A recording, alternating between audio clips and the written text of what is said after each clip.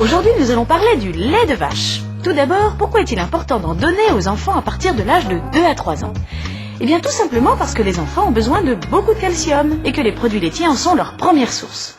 Imaginez-vous que dans un bol de lait, il y a 1/3 du calcium dont ils ont besoin dans la journée.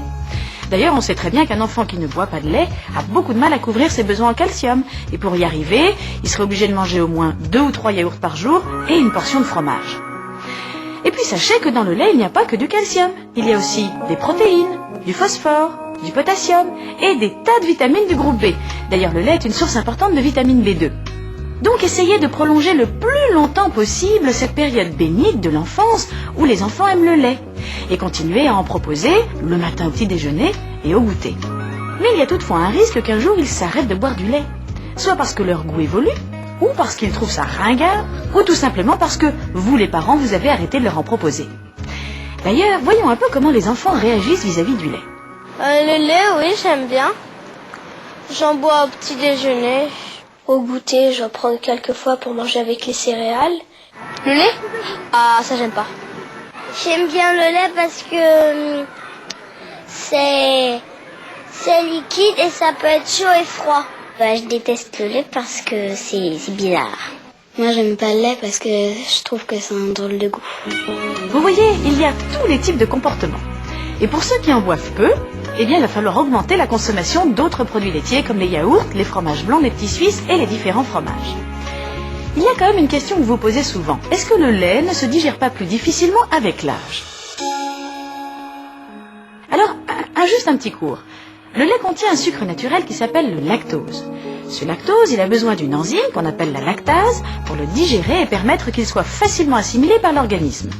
Quand elle n'est pas là, cette enzyme, le lactose reste dans l'intestin et peut entraîner des troubles digestifs comme des ballonnements ou un transit un peu perturbé. L'enfant fabrique beaucoup de lactase, donc il digère très bien le lait. En revanche, plus il avance en âge, plus il est programmé pour diminuer progressivement la fabrication de lactase. On parle alors d'intolérance au lactose. Mais cette intolérance est très variable. Elle peut être totale et n'autoriser aucune consommation de lait, mais heureusement elle est le plus souvent très partielle et elle n'empêche pas de boire un bol de lait. Ensuite, est-ce que le lait entier ne contient pas plus de calcium que le lait demi-écrémé ou même écrémé?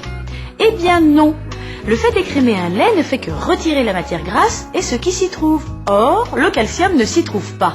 Donc, il reste intact après l'écrémage. Ainsi, vous n'avez aucune raison de donner du lait entier à votre enfant en vous disant qu'il contient plus de calcium.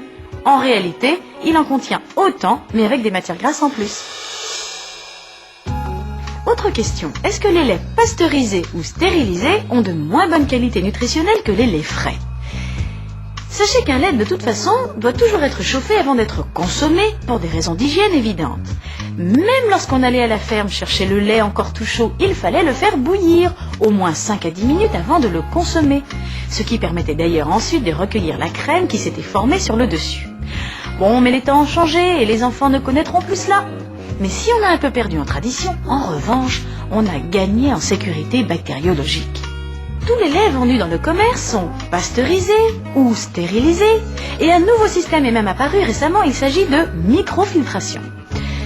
Tout ceci est destiné à éliminer les microbes du lait et permet de garder le lait plus longtemps. 7 jours au réfrigérateur pour un lait pasteurisé et environ 3 mois à température ambiante pour un lait stérilisé.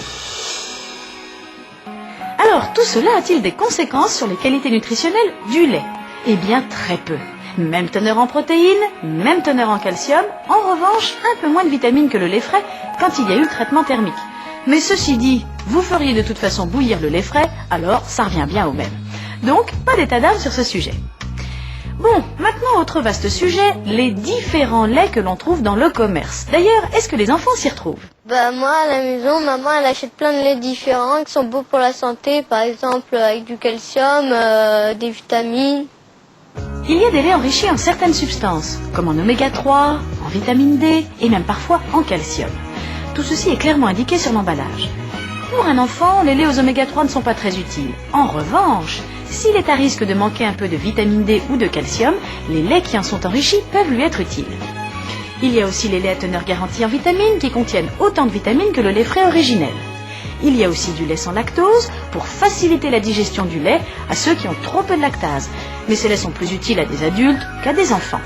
Enfin, il y a les laits aromatisés qui ont le mérite de pouvoir permettre à l'enfant de boire du lait en dehors de chez lui. Ah, un dernier petit mot sur l'allergie aux protéines de lait de vache. Elle est fréquente chez le tout petit et suppose la suppression complète de tout produit laitier, y compris de lait de chèvre ou de brebis, et l'utilisation de laits spéciaux. Mais heureusement, dans 70% des cas, l'allergie disparaît avant l'âge de 3 ans. Tout ceci est évidemment sous contrôle médical. Donc, si on se résume, pour un enfant, vous pouvez choisir un lait demi-écrémé, un lait à teneur garantie en vitamines, un lait aromatisé, ou éventuellement un lait enrichi en vitamine D et ou en calcium. Voilà, vous savez presque tout sur le lait. À bientôt!